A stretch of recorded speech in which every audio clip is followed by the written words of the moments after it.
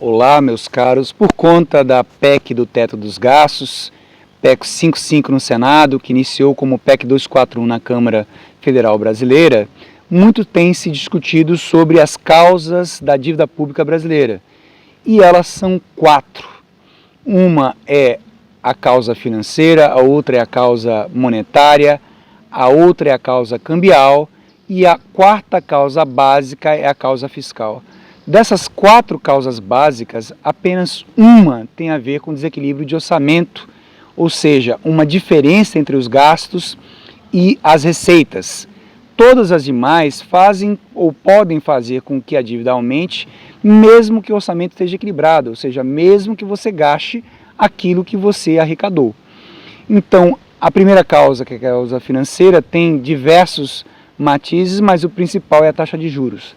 Ou seja, eu posso estar com um orçamento equilibrado, gastando exatamente aquilo que obtive durante o ano, mas se a taxa de juros for positiva, eu vou aumentar minha dívida, mesmo com esse orçamento equilibrado. E quanto maior for a taxa de juros, maior será o aumento dessa dívida, independente se eu gastar mais ou menos. Ou seja, o teto do gasto não resolve o aumento da dívida baseado no motivo financeiro. Uma outra razão que ocorre para aumentar a dívida é a política monetária. Tentando, por exemplo, diminuir a taxa de inflação, a política monetária pode aumentar a taxa de juros e essa taxa de juros influenciar uma parte da dívida pública brasileira, já que aproximadamente 35% da dívida pública brasileira é atrelada à Selic, que é determinada pela política monetária do Banco Central.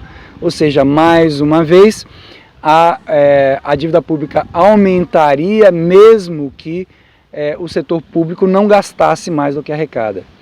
Um terceiro fator é o fator cambial, uma vez que para garantir uma maior estabilidade das trocas internacionais, o Banco Central usa de alguns recursos, o mais famoso deles são swaps cambiais, e esses recursos, ora, dão alguns benefícios, ora, tem algumas alterações que acabam sendo negativas e sendo absorvidas pelo orçamento brasileiro.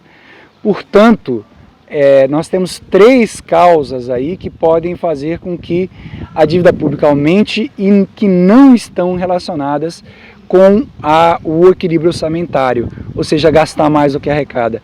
Apenas uma delas, a causa fiscal, faz com que uma dívida possa aumentar por motivos legitimamente fiscais, ou seja, só essa poderia ser atingida pela PEC do teto dos gastos.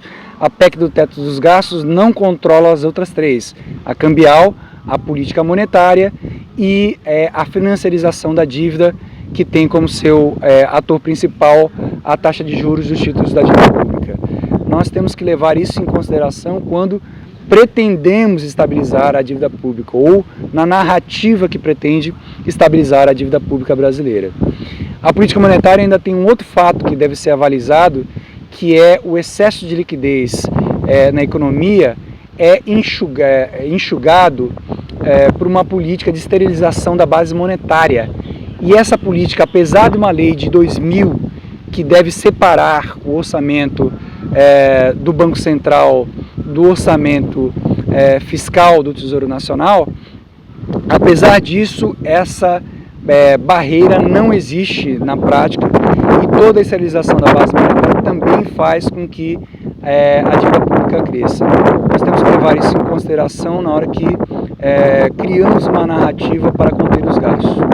Uma outra pergunta respondida nessa série é: de fato o orçamento está equilibrado porque se gasta mais do que arrecada, e se gasta mais do que arrecada porque se está gastando muito, ou se gasta mais do que arrecada porque as receitas caíram demais durante o ano de 2015 e 2016, e em parte do ano de 2014 e em parte do ano de 2017.